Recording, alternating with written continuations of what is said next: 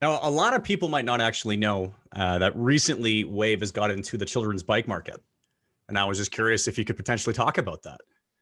Yeah, so I'm glad you asked, Cam. So this is a 7-year initiative. And what we do every year is Sean Lucas from Comscope, he actually started this back when it was, he started this at Ruckus, but basically it's called Bikes for Tikes. And from a macro level, we buy bikes from a manufacturer like Huffy.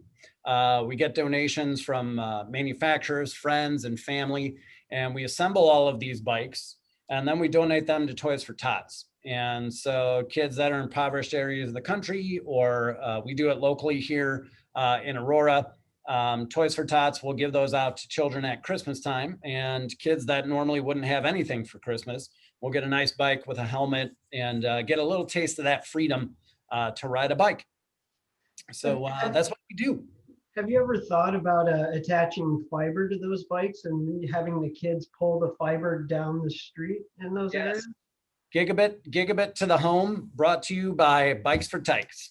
Well, I'll tell you, as a guy who runs quite a few power sports websites, I certainly appreciate you inspiring the next generation of riders. Thank you. Get them on bikes.